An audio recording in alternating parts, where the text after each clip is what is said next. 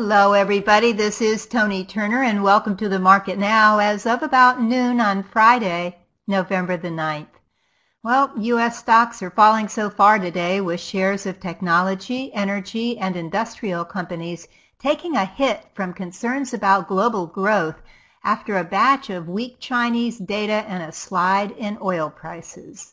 Also, the Federal Reserve policymakers, as expected, left interest rates unchanged yesterday, but their policy statement signaled more rate hikes ahead, with the fourth hike this year expected in December.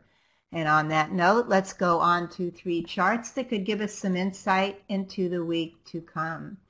First of all, we always look at a chart of the S&P 500 spider, symbol SPY. Of course, we watch the SPY because it is kind of the leading indicator for the U.S. stock market. Certainly it's the benchmark and the ETF of the S&P 500 benchmark index.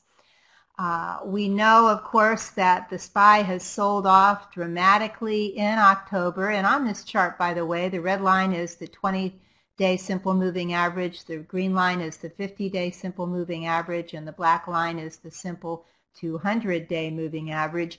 Again, we know the SPY has sold off dramatically in the month of October, and that can happen sometimes. I was looking for a little meltdown as early as August, and when that didn't take place and we went on through September and October, I thought, ooh, when it falls, it's going to be pretty dramatic, and of course it was. We fell off the all-time closing high that was established up here on September 20th at 293.58, or about 29.35 on the S&P 500 itself. The SPY fell all the way down to these lows here. On October 29th, it fell to $259.85, about 25.98 on the S&P 500 itself. And this was where the SPY fell into correction territory. Whenever we say a stock or a fund is in correction territory, that means that it's down 10% below its all-time high, and certainly we had that, at least for a day. Since then, nicely, the SPY has rallied. Good to see. It's climbed out of correction territory, moved back above its falling 20-day and back above, more importantly, probably its 200-day moving average. And right now, when I captured this chart, the SPY was trading at $278.16, or about 27.81 on the S&P 500 again. Now, what we need to see here in the next week or so, it would be really great if the SPY would stay above the 200-day moving average, which is now moving very slightly down, mostly horizontal, and that's coming in now at 276. So it would be great if that would hold, that line here, if price would hold above that line, but of course the market doesn't always want us to always do what we want it to do. Our next real level here of price support would be at about 270, or about 2,700 on the S&P 500 itself. So there is support there, and of course there's little bits of support underneath. I'm going to keep an eye on the SPY to see, potentially, when you see a price pattern like this, many times if you see a fall, then a little bounce up here, some of that short covering, then down here, then back up, then down like this, and then many times, if it falls down like this, and that would be this line here, many times that pattern, if the asset is strong at all, will then rally back higher using this prior support line here for support. Now, of course, many times doesn't mean all the time. Those of you who are into technical analysis know that this is actually looking a lot like an inverse head and shoulders. So if this takes place, that would actually be positive, because this is a bottom reversal pattern if it takes place. It hasn't finished it hasn't finished drawing out the pattern yet, and it may not do that at all. But I see this forming, and a lot of times this does happen That's why I'm using this 270 as support to see if the SPY will fulfill that pattern. Now, it may not come down below the 200-day. It may come down and make a higher low from this low, which would be terrific. If all of this confuses you, just know that if the SPY in the coming weeks can just noodle around here between 270 and say 279 or 280 and then start higher again about the middle of November, that would actually be a very bullish move. So we need the SPY to build a strong support zone again from 270 here up to somewhere 279 and then start again and see if it can penetrate and move above the 50-day moving average, which is currently coming in at $282.59. So what we do not want to see is that the SPY moves down, breaks below 270, and then heads down back toward 260. We don't really want to see that. And of course, we'd like to think the market's listening to us.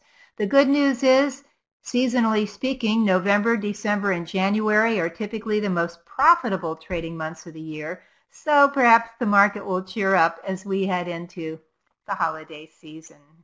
Our next chart today, we're going to look at the iShares Russell 2000 ETF. In Tony's Market Club, and the symbol is IWM. In Tony's Market Club, we watch the IWM because it can act as a leading indicator for the broader market, although I will say the IWM is much more of a drama queen than the S&P 500.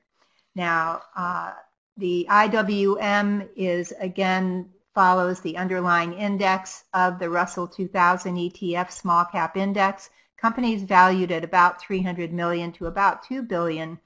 And today when I captured this chart, the IWM was trading at $155.08. Now we know that the IWM made an all-time closing high on August 31st at $173.02. Since then, the IWM fell super dramatically, speaking of drama queens, diving to close.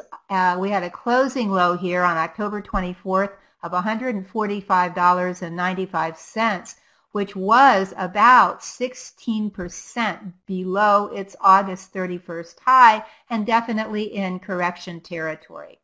Now today when I captured this chart, again, as I just said, the IWM was trading at $155.08. At the current moment, it's still about 10% below these all-time highs.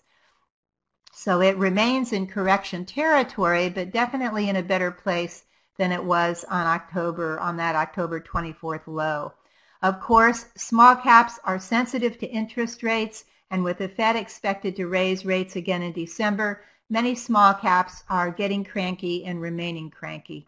Still, this is a resilient market, and if the IWM can hold, say, remember the pattern I showed you before, we have the same pattern here, only definitely at lower levels below the 200-day moving average, comparatively speaking, but it looks like about the same pattern, about the same.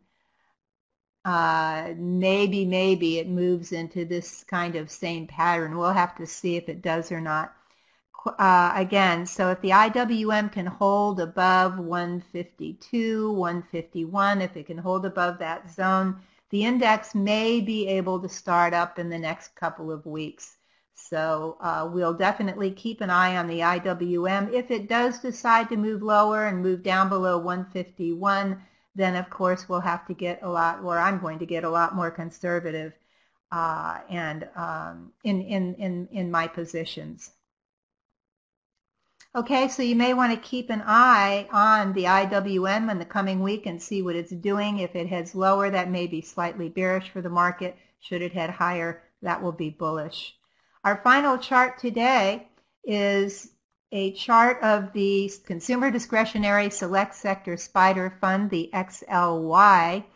I'm looking at this. I like the orderly pattern. This fund has 65 different components in it. In the top holdings include Amazon, Home Depot, McDonald's, Nike, and Starbucks. Now, we know that the XLY made a all-time closing high on September 20th. That's right here at $117.79. Now, since then, of course, it did fall with the market. One could expect that, especially with some of these tech stocks that it holds.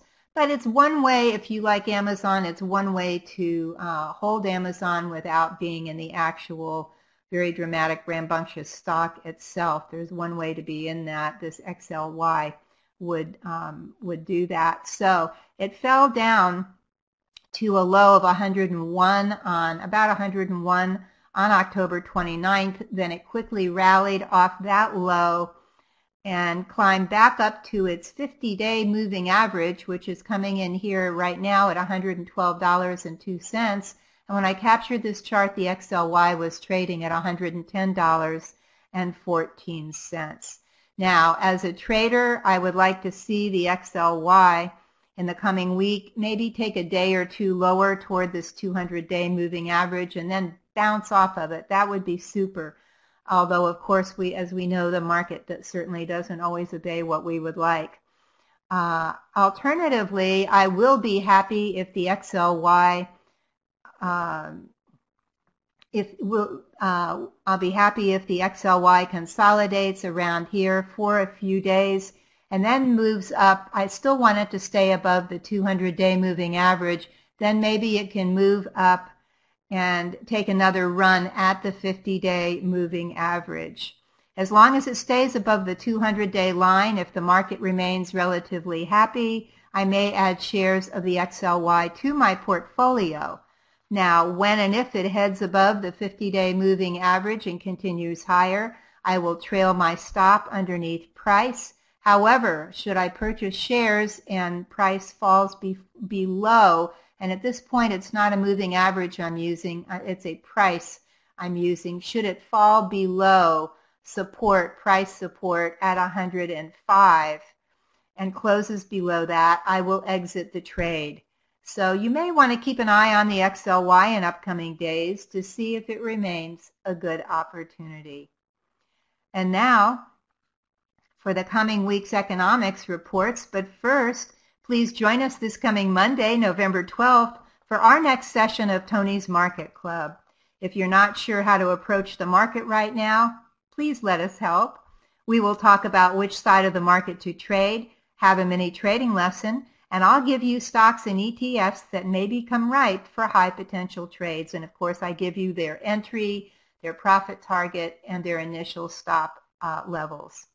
This is a low price, high value opportunity to learn more about the market, become a smarter trader, and make more money. So please join us. For those who cannot attend our live session, not a problem. The recording of our session is available to all of our members just a few minutes after the session ends. And now for the coming week's economic reports. We don't have it's a light week for these reports. Monday and Tuesday, not much going on. Wednesday, we have the Consumer Price Index and crude inventories. Those are every Wednesday. Thursday, we have the Empire Manufacturing, jobless claims, the Philly Fed, and our usual natural gas inventories, and not much going on economic-wise on Friday. Again, join us for Toni's Market Club this coming Monday. Don't miss out on this fantastic opportunity to raise your trading skills and your trading profits. Until next week, keep green on your screen. I'm Toni Turner, and this is the Market.